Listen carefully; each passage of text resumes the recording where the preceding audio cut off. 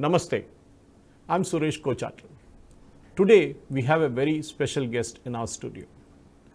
Param Puja Swami Chidananda Puri, the founder of the Advaitha Ashramam in Kolathur in Kerala, and an organization to spread the Sanatana Dharma, which is the Sri Shankara Charitable Trust, which was established in 2003. Swamiji is here on a special mission to spread the awareness about the Navadurga Yagam, which is being held on the 13th, 14th and 15th of October at Ratnalayam Temple near Shamirpet in Secunderabad. He spoke extensively at two forums today, and today we are very honored to have him in our studio. Namaste, Swamiji. Namaste. Swamiji, at the outset, let me ask you about your journey into becoming a monk. Where did it all start? It's a difficult question actually. Because this journey, it never starts all on a sudden. In my case, for example, when I was a small boy, say a kid of 4 or 5 years age, whenever mother would allocate some small tiny works in the house, then this boy would say, "No, I cannot." For example, see that dosha, or put a firewood into the oven. Then this boy may say, "No, I cannot." Then his father would ask, "Why you cannot? Is it Brahma Vidya? Why you cannot do that?" Then this boy will sit at some time and think, what is Brahma Vidya? From where I can learn that? If it is so difficult, I must learn that. Easy subjects, let others study. So from the very early childhood, that fire was within to learn Brahma Vidya. But later, it disappeared. It disappeared, as every students of primary, high school and college. That fire was not there. But later, when I was a student of pre-degree class, in those days it was pre-degree, then I got a small book. The same father gave that. Thus Spake Swami Vivekananda. It's a small booklet. It cost only some 10 paise or so. So that boy, in one sitting, repeatedly reading, maybe 30-35 times in a single sitting. So from that entered into the study of complete works of Vivekananda. Then from that, almost all available books. So some sort of blankness I was feeling. Some gap is there. For example, whenever we study Ranganathananda ji or Chinmayananda ji or Vivekananda or Sister Nivedita, there is something to add to that. What is that? So that inquiry went on. And that led the boy to the study of Shankara Bhashyas. So outwardly I was studying in the college, in the degree class, but then started studying Shankara Bhashya. Completed Shankara Bhashya Prasthanatraya by 3 years,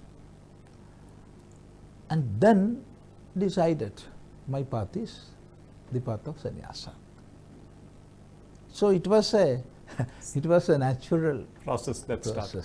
I So cannot then say you took your Diksha then from one of the leading saints up north. Can you just take us to that process of how did that happen? See, I was wandering here and there by foot, and of course, ticketless travel. that is the mode of journey. So, however, in that inquiry, I reached the Himalayas and was staying in Uttarakashi. Because in those days, in my mind, there was a deep-rooted thought. All sannyasins are social parasites. And ashrams are mainly places of illegal activities. Illegal never means such illegality, not such illegality, but for making money and all. Moving away from legal and virtuous path. That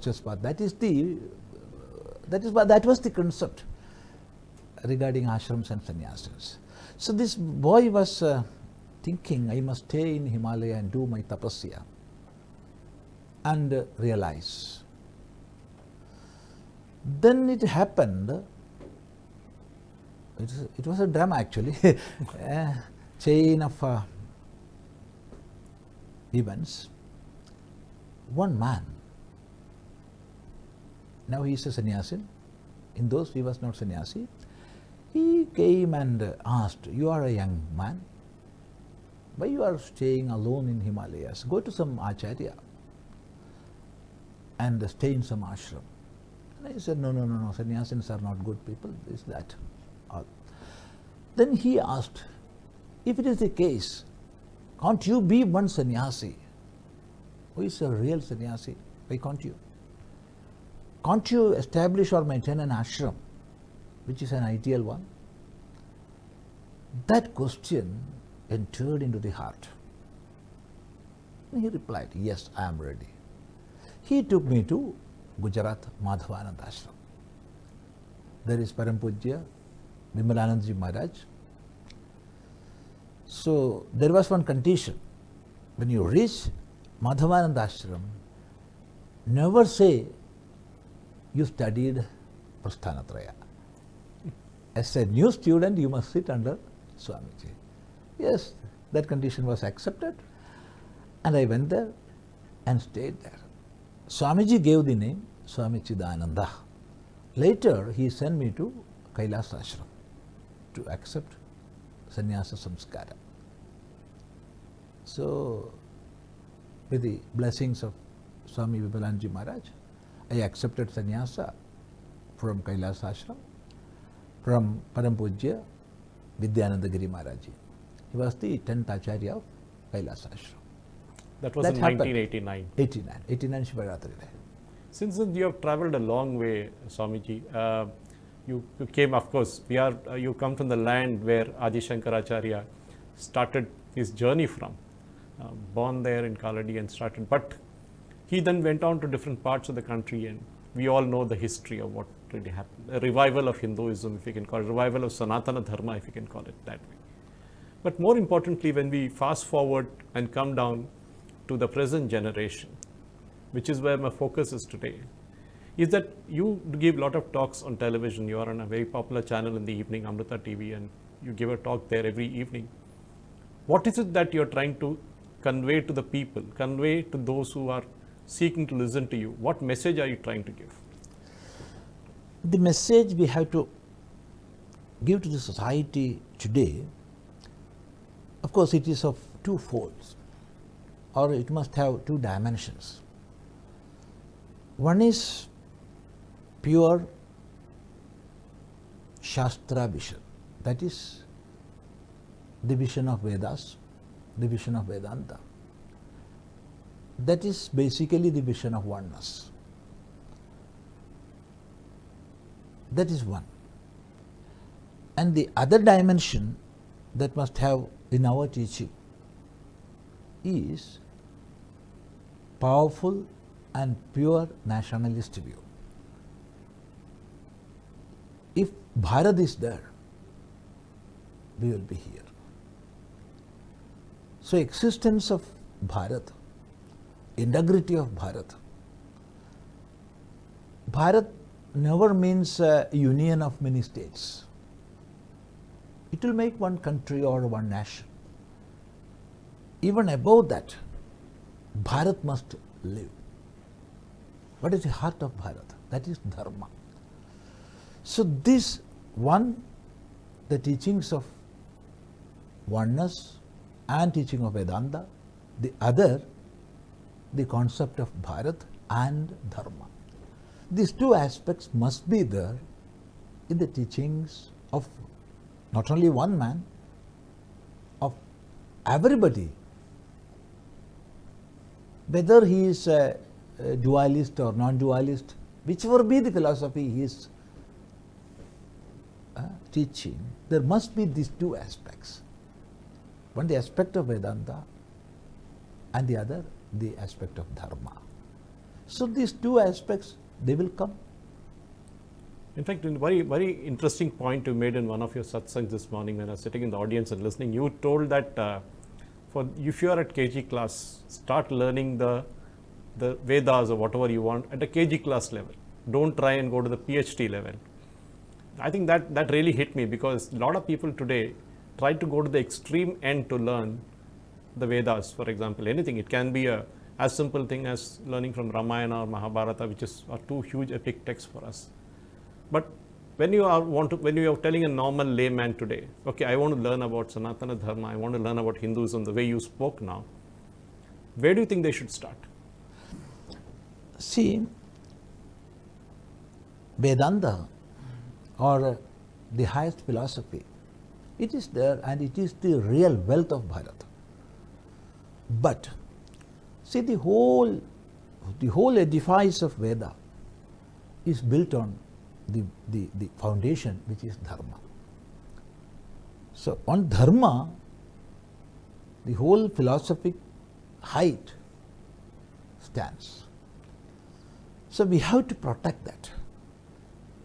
So as far as a student is concerned, he must have the knowledge of Dharma at first. That is the very base. If you are not studying this and you are straight away go to the highest Vedantic teaching like Tattvamasi and Aham Brahmasmi, you will not get anything. That is one side, but you will lose many things. That is the other side. For example, let me clarify. For a seeker of truth, for a real seeker of truth, one who is in quest of reality, let him learn Vedanta. There is no need for him to stay in the field of dharmic studies, because he is ripe enough. But when we talk to a common man, to a public audience, we must stress again and again the teachings of Dharma. Otherwise, what will happen? They will think, I want nothing. There is only one reality. There is no meaning in wealth. There is no meaning in power. There is no meaning in money, and all. But if you are teaching the dharmic lessons first, they will learn our nation must be wealthy one, integrated one, and we must have power within and power without. And I must have wealth, because if I have that eagerness to have wealth, then only I will work. Otherwise, I will become lazy man. That's so true. This is without digesting in the proper way. If you are going to the highest studies, it won't help. So first we have to take a student to dharmic studies, to Vedas. Especially even if you are not teaching the whole of Samhita or Brahmana, the essential teachings of Samhita and Brahmana you must teach first. Then only you must take to Vedanta. Otherwise, you will be making so many people who will be lethargic and not only lethargic, seeing their lethargy as something great. That's right. In fact, good old days, I remember when we used to go on our vacations to Kerala, there was a system of grandmother in the evening, Namam Cholal and all that used to happen. But today, grandmothers have literally disappeared from the nuclear families. There's a very pertinent dialogue in the movie Kerala Story, where the girl asks the parents and tells the father that, or mother, that you are at fault that you didn't teach me about our gods. This dichotomy in the young generation today, the Hindu kids today, the parents are busy with their work, making money or whatever it is. The children are busy with their mobile phones and other things. They are busy with their class homeworks and all. The space of teaching our children at a very young age about who our gods are, what do they represent, basic things are not happening today. Do you think there is a way out for that? Of course, because we are having the highest wealth in the universe. The teachings of Veda Veda of course incorporate Vedanta also. That is the highest wealth we are having. And to explain Vedas, our rishis wrote all the itihasas, all the Puranas, and a bunch of Vedic Shastras we have. And based on these, so many branches of literature developed.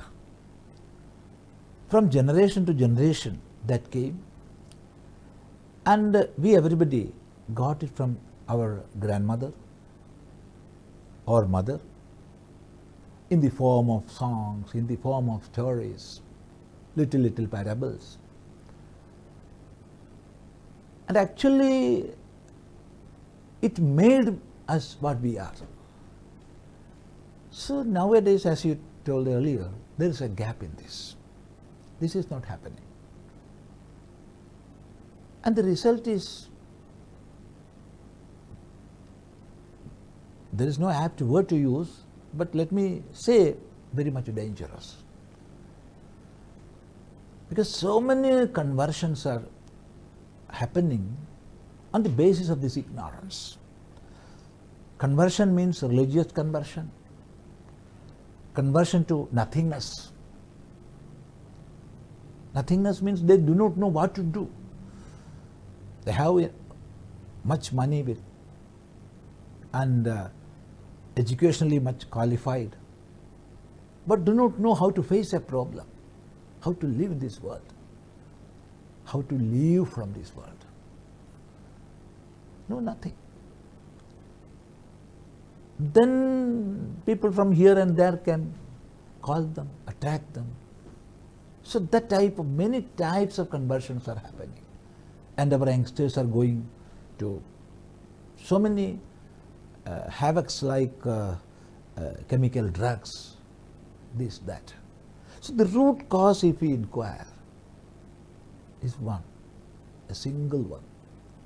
That is, they are not knowing their own greatness. So the question is there a way out? Of course there is a way out. We have to have this awareness within. It is my duty to transfer the treasure to the next generation. This treasure we have. Our ancestors, our rishis gave this. They transferred to us. So it is my duty to give to my next generation. That knowledge must be there within each and every person.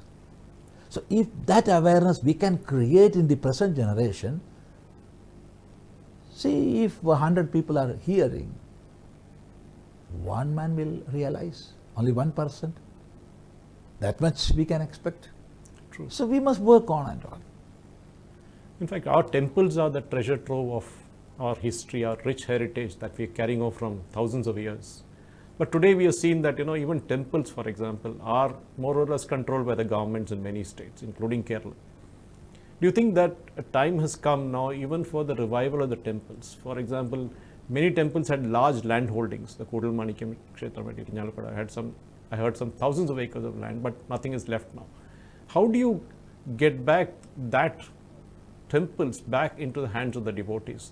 How do you think it should be with the government, or do you think it should be with the devotees? See, first request it is, we must have strong backbone. As a society or as a community, Hindus do not have that at present. This is the basic cause. Let us go to a history, a little back into the history. The British government, they found out managing or controlling temples is the best way to get money, because they had the experience. Because even before British took over the government, when the East India Company was there in 1811, temples, main temples of Travancore were taken to government control. It was when Colonel Munro was the Regent Diwan of Travancore. So when after British directly took the government, they enacted Religious and Charitable Endowment Act. So through that act, it was presumed the control of all religious institutions, irrespective of religion, whether it is Hindu or Christian or Muslim, will be controlled by government. Then there was a fire against that. Christians and Muslims started struggles against that. So many representations were made, and the British government repealed that. On that space, Hindu Religious and Charitable Endowment Act came. Because Hindus were deaf then, dumb then, there was no voice. Of course, so many great acharyas were there. They were teaching Vedanta to the society, they were reviving and of course renovating the society. There is no doubt in that. Great acharyas, we have to do pranams before them. But at the same time, the social aspect, they didn't enter. And therefore, Hindu Religious and Charitable Endowment Act came into effect in the Madras province. Later it was adopted by Bombay province, Kolkata province and all. So what happened? Main temples were under the government control. Of course, it went like that. Once we got independence in 1947, there must have, a correction must have made there, but it didn't have happened. All right. In 1950, our Bharat became union. Even then, this continued. Temples were under government control. After 26 years, when there was emergency, when there was no strong opposition and main opposition leaders were under house arrest or within the jail, through 42nd Amendment, the government made our constitution secular. The word secular was inserted in 1976. So even after making this country, nation secular, how you can control the establishments of only one religion? This is the question. If this is secular, either you must control all religious institutions or you must control nothing. Do nothing. Let believers do that. So in our country, Christians are managing Christian institutions, and with the social money which they are getting there, they are running colleges, hospitals, this, that. So many institutions, social institutions, that is good. We are appreciating them. Muslims are managing their institutions, and with the money, social money, collective money of the society, they are running colleges, orphanages, hospitals, this, that. But what is the case of Hindus? Only small temples are being managed by common people, that is devotees. But there is no money actually. There is no money actually. Whereas main temples where we have thousands of acres of land, all these are controlled by government, and the money that is going to the government exchequer. So what's happening? No Hindu institutions are coming. Even if money is there, it is considered as secular money. How it is? In Kerala it happened. As per the provisions of Guruvayur Devasam Act, the government of Kerala or the Devasam, Guruvayur Devasam, cannot take even a single paise for secular use, as per the sections of Guruvayur Devasam Act. But what did Kerala government do? They took the money They for flood took relief. money to add to the Chief Minister's fund. Only because of the intervention of Honorable High Court of Kerala, it was stopped. Otherwise, it was the beginning point of a constant flow. To be a loot of the temple money. That is simply pure looting. I mean, that's what, because we call ourselves as God's own country in Kerala, but I think the gods must have disappeared by now because the atheists have taken over our temples. Coming to the visit, your present visit to Hyderabad for the Navadurga Yagam, you spoke at 2 satsangs today. You did speak a bit about it in the morning yagam, the satsang, about what yagas are all about. So can you take a layman viewer through what does a yaga do? By performing it, what really happens? See, mainly, to be frank and to be truthful, yagas are kamya karmas. In earlier days, for getting swarga and such other benefits, kings were doing Shrauda yagas. And at the same time, rishis, they were doing yagas for the well-being of the whole world and the society. So from time immemorial, these 2 types of yagas were there. Now, as far as I know, as far as I heard, this yaga here, which is going to happen from October 13th, it is not a Shrauta yaga, it is Navadurga yaga. So we can call it Navadurga Puja or Navadurga Yajna. And the yaga and the yajna, these 2 words are coming from the same root, so there is no quarrel in that. So here, the organizers are making that yaga in such a way as to develop the unity in this society and channelize that unity to a divine task. So naturally, the feeling of oneness will come there, and as the effect of this yaga, of course, that divine positivity will be there in the society.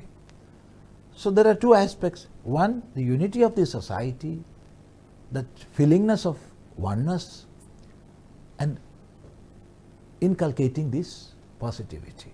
So all these are the effects of this yaga, and that is why normally a sannyasi, he will not promote some yagas and kriyas. True. Because we have renounced that path. But when few virtuous people are working for that, I think it is our duty to be with them. I think that's what sannyasi need to lead us to common people like us to be led up, because we are not really aware of what it is. Somebody tells us there is something, we do it, and just like the rituals in a temple, why do we do certain rituals? I mean, I could have gone on and on, Swamiji, but due to the paucity of time, because I know you have to reach the airport, and that is what the main thing is right now. So in terms of, as your closing comments, do you think, I'm not saying since 2014, but do you think now there is a renewed interest in Hinduism that is happening due to a variety of factors? It can be the Ram Janmabhoomi temple, it can be what's happening with the Gyanvapi structure in about the judgment that came in 2 days ago, various other things that are happening. There is a revival, there's an interest in religion, there is an interest in Sanatana Dharma that is happening. Do you think that is really happening now? Of course, when we travel to different countries and mingling with the society, different societies, like when we go to America, Canada or Australia or Europe, what we are seeing is almost 40-45% of the common society is becoming non-religious. They are openly declaring we are non-religious. They are not going to churches, not religious services they are attending. But it never means they do not have the quest to realize the truth. So when we give them the real gems in the Vedanta and present in a logical way, which is most rational way, then they are accepting it. And that is why we can see a sort of revival of, not revival, that much awakening of Hinduism all over the world. And as a part of that universal phenomenon, we are seeing here also. Here in Bharat also, we are seeing that awakening. And all these judgments and the present day development and the method of governance, all these are contributing to that. Of course, as you said, the Ayodhya verdict and all these are contributing that. And now we can see we are remembering great acharyas of yore, and we are making the society remember them. For example, we know what happened in Kedarnath. Along with the renovation, that remembrance and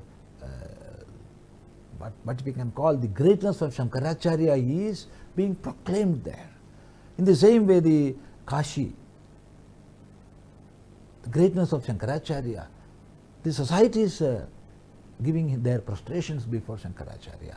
And Omkareshwar, there is a big international university is coming, study center is coming, and along with that 108 feet height Shankaracharya Murti is coming. Here in Hyderabad, the great Murti of Ramanujacharya came. True. So all this together, all these are contributing to that awakening. So our duty is to make it more and more positive, practical and long living. Param Pujya Swami Chidananda Puri, I wish I could go on and on, but as I said, there's a paucity of time for you. We are very, very thankful that you came to the Nationalist Hub studio and spoke. And when you are here on your next visit, we can extend the conversation into more areas, and that'd be wonderful. Thank you. Namaste, for coming to our studios. Namaste.